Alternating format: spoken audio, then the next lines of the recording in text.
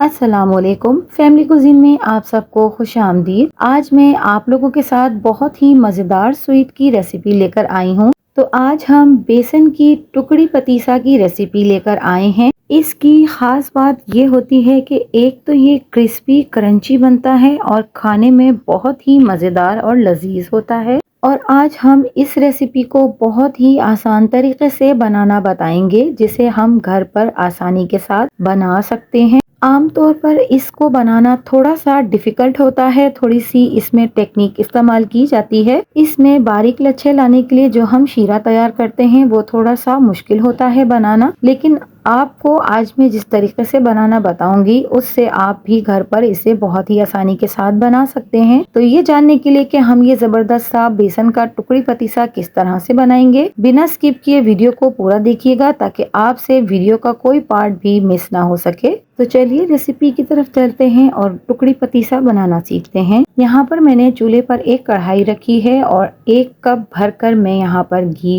ले रही हूँ। घी हमने नॉर्मली लिया है, जो कि हम अमूमन घरों में इस्तेमाल करते हैं। अच्छी तरह से तमाम घी को हमने पहले पिघला लेना है और ये सारा प्रोसीजर हमने लो मीडियम फ्लेम पर करना है, बहुत ज्यादा हाई फ्लेम पर हम नहीं करेंगे। यहाँ पर मैं 2 कप बेसन छान कर अच्छी तरह से वो यहाँ पर ऐड कर रही हूँ। अब हमने इसे घी के साथ अच्छी तरह से मिक्स कर लेना है।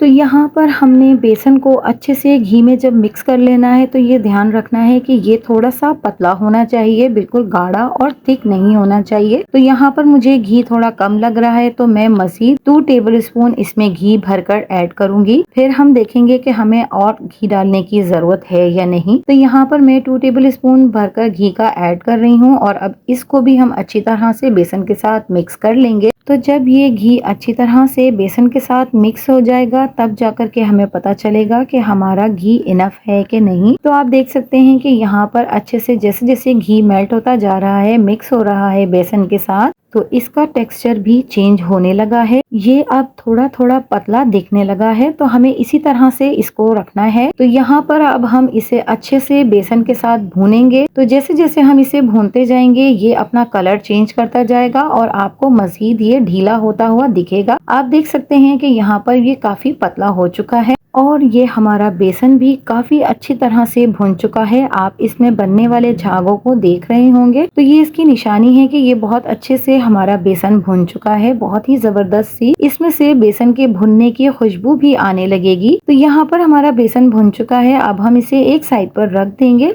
और आगे की तैयारी कर लेते हैं। यहाँ पर मैंने एक बर्तन ले लिया है, इसे मैं अच्छी तरह से घी के साथ ग्रीस कर लूंगी चारों तरफ से, क्योंकि जब हम शीरा बनाकर इसमें ट्रांसफर करेंगे तब हमारे पास इतना टाइम नहीं होगा कि हम इसको उस वक्त ग्रीस करें। तो इसीलिए हम इसे पहले से ही ग्रीस करके रख लेंगे। तो इससे क्या होगा कि जो शीरा हम बनाएंगे वो आसानी से इसमें से निकल आएगा। तो अब चूल्हे पर हमने पैन रखा है और 1 कप भरकर हम उसमें चीनी का ऐड कर रहे हैं। यहाँ पर मैंने लिक्विड ग्लूकोज लिया है 3 टेबल स्पून। अगर तो आपके पास लिक्विड ग्लूकोज नहीं है तो आप इस रेसिपी को ट्राई मत कीजिएगा, बिल्कुल भी आपकी ये रेसिपी अच्छी नहीं बनेगी। तो वो हमने इसमें ऐड कर दिया है। 1 कप भरकर हम इसमें पानी का ऐड कर देंगे। लिक्विड ग्लूकोज आपको बहुत ही आसानी के साथ बाजार में मिल जाएगा। आप इस लिक्विड ग्लूकोज को आसानी किसी भी पंसारी की दुकान से ले सकते हैं। तो इस लिक्विड ग्लू का इस्तेमाल इसलिए इस मिठाई में जरूरी है कि जब हम शीरा तैयार करेंगे तो ये जब चीनी जो होती है पकने के बाद दोबारा से क्रिस्टलाइज हो जाती है, तो जिस फॉर्म में हमें ये शीरा चाहिए फिर ये उस फॉर्म में नहीं आएगा। तो इस वजह से हमें इसमें लिक्विड ग्लू का इस्तेमाल करना होगा। इस लिक्विड ग्लू के इस्तेमाल से हमारे इस शीरे में लचक पैदा होगी, जो कि हमें ये पतीसा बनाने के लिए चाहिए। तो इसीलिए हम यहाँ पर इसका इस्तेमाल कर रहे हैं। तो आप देख सकते हैं कि यहाँ पर शीरा बहुत अच्छे से गाढ़ा हो गया है, तो हमें इसे इतना ही गाढ़ा करना है। तो अब मैं आपको यहाँ पर दिखाती हूँ कि हमें इसे कितना पकाना है। तो आप देख सकते हैं कि स्पून पे एक तार सा बन गया है इस शीरे का। ये तार इतना कड़क होना चाहिए कि टॉफी की तरह इसे टूटना चाहिए, बिल्कुल सख्त सा ये तार बनेगा। तो आपको मैं भी तफसील से दिखाती हूँ, आपने बहुत ध्यान से देखना है और इसको तैयार करते वक्त भी आपने इस चीज का खास ख्याल रखना है। ये देख सकते हैं आप, एक क्रिस्टल सा मेरे हाथ में है और ये क्रिस्टल ठंडा होने के बाद एक बिल्कुल जैसे कि शीशा टूटता है जिस तरह से क्रंच टूटता है, ये क्रंची सा हो जाएगा।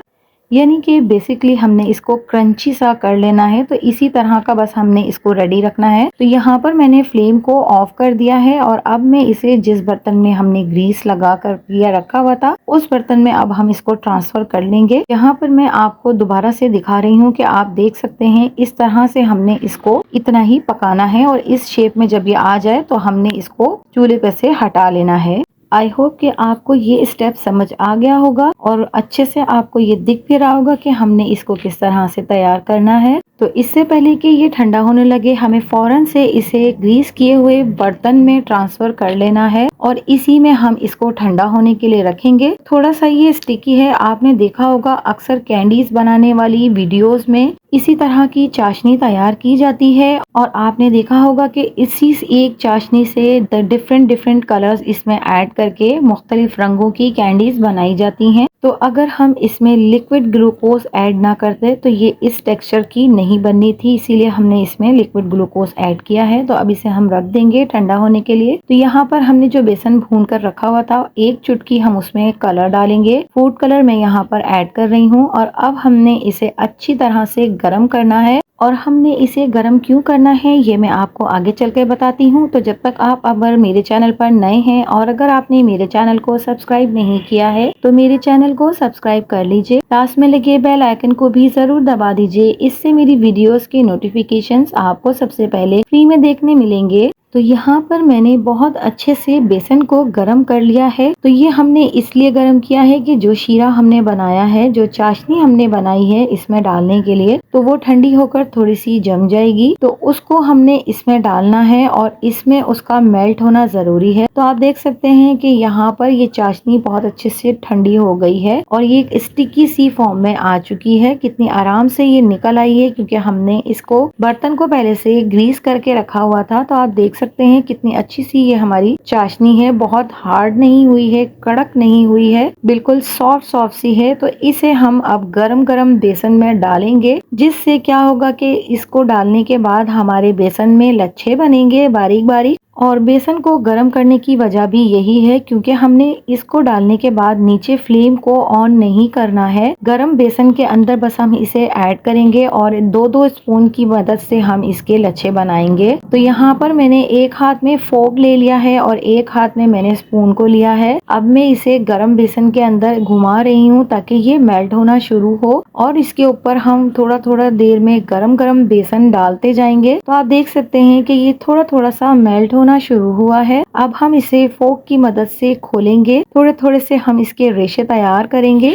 लेकिन यहाँ पर यह ख्याल रखना जरूरी है कि बेसन आपका अच्छे से गर्म होना जरूरी है। तो अगर आपको लग रहा है कि ये मेल्ट नहीं हो रहा है और आपका बेसन ठंडा हो गया है तो बहुत ही धीमी सी आंच आप इसके नीचे ऑन कर सकते हैं, लेकिन बहुत ही ज्यादा धीमी फ्लेम आप ऑन कर सकते हैं। आपने इसको पकाना नहीं है वरना ये खराब भी हो सकता है। तो यहाँ पर मुझे जरूरत नहीं पड़ी है कि मैं इसके नीचे फ्लेम को ऑन करूँ, मेरा बेसन बहुत अच्छे से गर्म हुआ है। तो मैं इसको इसी तरह से घुमाते हुए इसमें मिक्स करती जाऊंगी और आप देखिएगा कि ये ऐसे ही इसके अंदर थोड़ी देर बाद मिक्स होने लगेगा और बारीक बारीक से लच्छे भी आपको इसमें नजर आने लगेंगे। थोड़ी सी बस आपको इसमें मेहनत करनी होगी, लेकिन ये बहुत ही मज़ेदार लजीज सी हमारी ये सोन पापड़ी बनकर तैयार होती है। तो आप यहाँ पर देख सकते हैं कि कुछ ही देर बाद ये खुलना शुरू हो गई है और आपको इसमें लच्छे भी बारीक बारीक से दिख रहे होंगे। आपको इसमें रेशे भी नजर आने लगे होंगे कि जैसे जैसे ये मिक्स होता जाएगा, मेल्ट होता जाएगा, बेसन के अंदर बारीक बारीक सी लड़ियां और लच्छे नजर आने लगेंगे। तो यहाँ पर आप देख सकते हैं कि हमारी तमाम चाशनी बेसन में अच्छी तरह से मेल्ट हो चुकी है। आप इसमें लच्छे बनते हुए भी देख रहे होंगे, कितने अच्छे से हमारे ये लच्छे भी बन रहे हैं। अब हमने तमाम बेसन के अंदर इसको इक्वली मिक्स कर लेना है अच्छी तरह से। तो बस जैसे ही ये पूरी तरह से मिक्स हो जाएगा, तमाम बेसन में इक्वली तमाम चाशनी मिक्स हो जाएगी, हमने इसे अच्छे से ट्रांसफर कर लेना है उसी बर्तन में जिसमें हमने चाशनी को ट्रांसफर किया था। तो आप देख सकते हैं कि बहुत अच्छे से हमारी ये चाशनी इसके अंदर मिक्स हो रही है और इसके अंदर आपको छोटे छोटे से रेशे और दाने भी दिख रहे होंगे। तो बस इतना ही हमने इसको तैयार करना है और ये बहुत अच्छे से हमारी ज़बरदस्त सी सोन पापड़ी यानी कि बेसन की टुकड़ी वाला पतीसा बनकर रेडी हो गया है। चारों तरफ से हम कढ़ाई के इसको साफ कर लेंगे अच्छे से और इसे अब हमने बर्तन में ट्रांसफर कर लेना है। तो जिस बर्तन में हम इसे ट्रांसफ़र करेंगे, हमें उसमें किसी भी किस्म के बटर पेपर या ऑयल की ज़रूरत नहीं है। बस हम इस पर जो कुछ ड्राई फ्रूट्स हमने कट करके रखे हुए थे, वो हम इस पर डाल देंगे, ताकि इसको जब हम सीधा करें तो बहुत अच्छे से इस पर तमाम ड्राई फ्रूट फिक्स हो जाएँ और तमाम मिक्सचर हमने अब इस बर्तन में ट्रांसफ़र कर देना है। आप चाहें तो ड्राई फ्रूट को ऊपर से भी डाल सकते हैं, लेकिन मैं इसे नीचे ही इसके बिछा लेती हूँ। बहुत आसान हो जाता है फिर इसको फिक्स करना। अब आप इसे किसी भी स्पून, किसी बटर पेपर, किसी भी ऐसी चीज़ के साथ अच्छे से जमा लें, जिससे कि ये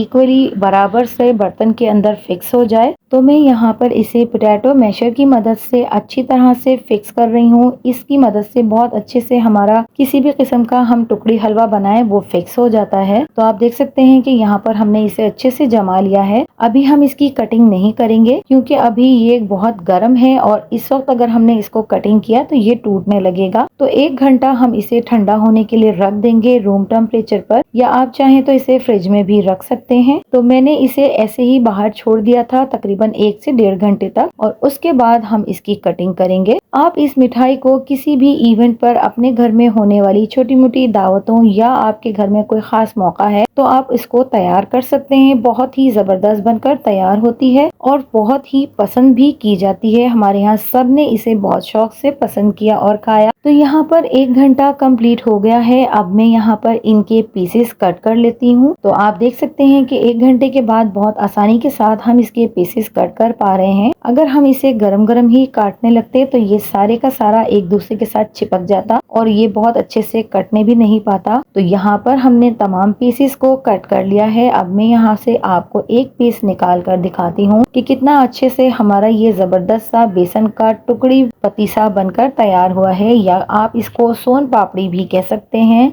बहुत ही क्रिस्पी, क्रंची और सॉफ्ट सा ये हमारा बेसन का टुकड़ी पतीसा बनकर तैयार हो गया है। आप देख सकते हैं कितना जबरदस्त ये बना है। थोड़ी सी मेहनत इसमें ज़रा ज़्यादा ज़रूर लगी है, लेकिन जो इसका रिजल्ट निकल कर आया है वो बहुत ही बेहतरीन और लाजवाब है। और जो सब पसंद करते हैं और इसको जब खाते हैं और तारीफ करते हैं तो आपका दिल खुश हो जाता है। तो आप भी इस आसान से तरीके से ये बेसन का टुकड़ी पतीसा घर पर ज़रूर बनाइएगा और अपना फीडबैक कमेंट्स के ज़रिए ज़रूर दीजिएगा। और मेरी इस रेसिपी को अपने फैमिली फ्रेंड्स में ज़्यादा से ज़्यादा शेयर भी ज़रूर कीजिएगा। मैं यहाँ पर आपको इसे तोड़कर भी दिखाती हूँ कि ये कितना जबरदस्त सॉफ्ट और क्रिस्पी क्रंची सा बनकर तैयार हुआ है। तो जिस तरह से आप मेरी पिछली शेयर की गई वीडियो को पसंद कर रहे हैं, देख रहे हैं और उनको बहुत ज्यादा प्यार दे रहे हैं, आप लोगों के बहुत प्यारे प्यारे कमेंट्स आ रहे हैं, इसी तरह से आपने मेरी इस वीडियो को भी प्यार देना है, पसंद करना है और अपने कमेंट्स करने हैं। तो अगर आपको मेरी वीडियोस और मेरी रेसिपीज पसंद आती हैं तो मेरे चैनल को लाइक, शेयर एंड सब्सक्राइब कीजिए। मिलती हूँ किसी नई वीडियो, नई रेसिपी के साथ। अल्लाह हाफिज।